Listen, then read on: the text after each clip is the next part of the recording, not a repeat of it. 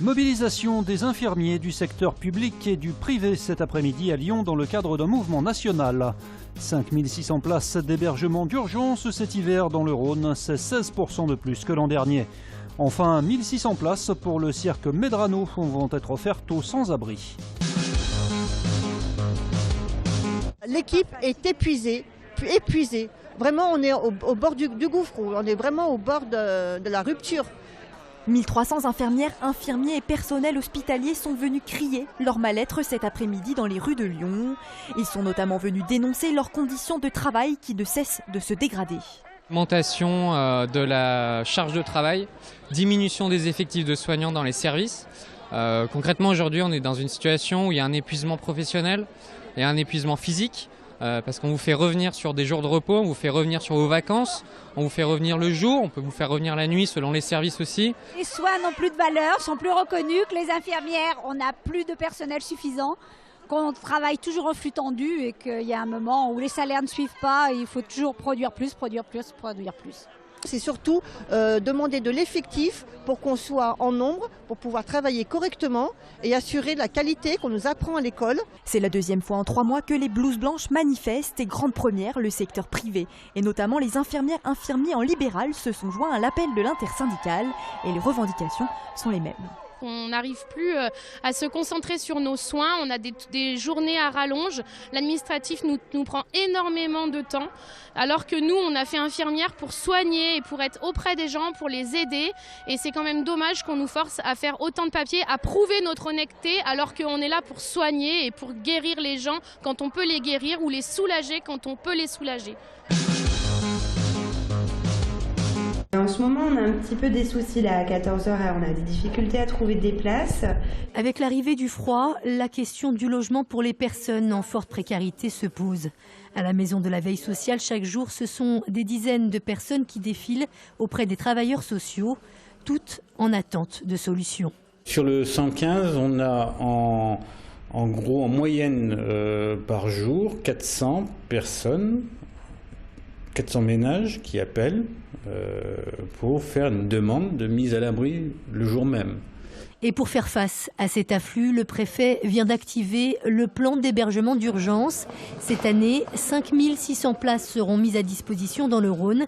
C'est 16% de plus qu'en 2015. On a un stock de capacité d'hébergement pérenne qui a beaucoup progressé. C'est plus de 4400 places cette année dans le Rhône, c'est 600 plus que l'an passé.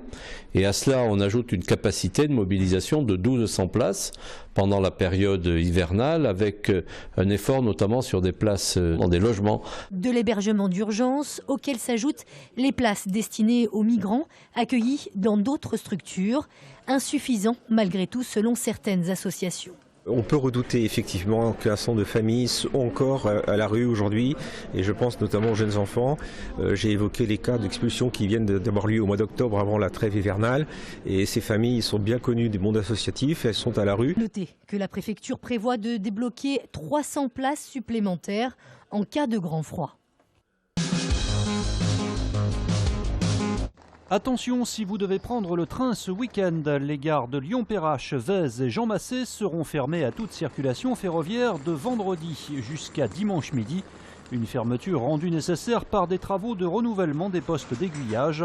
A noter que certaines lignes TER seront aussi perturbées pendant ces 3 jours de travaux. Des bus de substitution sont prévus. Ouverture aujourd'hui de la 9e édition des GECO à Lyon. Ces journées de l'économie ont été créées pour vulgariser cette discipline et y intéresser le grand public. Plusieurs conférences et tables rondes sont organisées durant 3 jours, notamment ici à la Bourse du Travail. Thème retenu cette année, la grande mise à jour.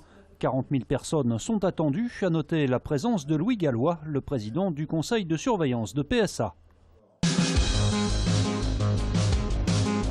1600 places de cirque offertes aux plus démunis par Medrano et EDF. 6 associations comme Forum Réfugiés ou l'Armée du Salut qui aident les sans-abri sont partenaires de cette opération. Leurs bénéficiaires seront donc invités le 18 novembre pour un spectacle de 2 heures. Selon le directeur de Medrano, le cirque a toujours su se montrer généreux depuis ses débuts, à Lyon justement. premier spectacle de cirque traditionnel au 18e a été donné à Lyon et non pas à Paris. Il y a une grande tradition du cirque au travers de la famille Rancy. Et je dirais à l'époque, même les Rancy ont été considérés bienfaiteurs de la ville de Lyon, car déjà à cette époque-là, il y avait des spectacles en direction des plus démunis. Et nous n'avons fait que perpétuer cette tradition. Alors c'est très très important, tout simplement, ça permet de sortir un peu d'un quotidien qui est souvent difficile. Et là, on retombe un peu en enfance pour les hommes isolés. Les familles, ça leur permet de trouver un peu un moment de bonheur, un moment de chaleureux qui permettent aussi de faire un peu comme tout le monde finalement, tout simplement. C'est d'être comme tout le monde, de pouvoir sortir, de pouvoir bénéficier d'un spectacle de qualité. Et c'est important aussi pour les familles comme pour les hommes seuls. Le grand public peut également venir en aide aux associations en déposant des vêtements chauds dans ces containers. Alors il y a 1600 places qui sont offertes aux 6 associations et il y a également la possibilité pour tous les publics, en contrepartie d'un vêtement chaud, d'avoir une place gratuite de cirque. Donc on a l'année dernière récolté près de 10 mètres cubes de vêtements. On espère dépasser ce record pour cette 4e édition.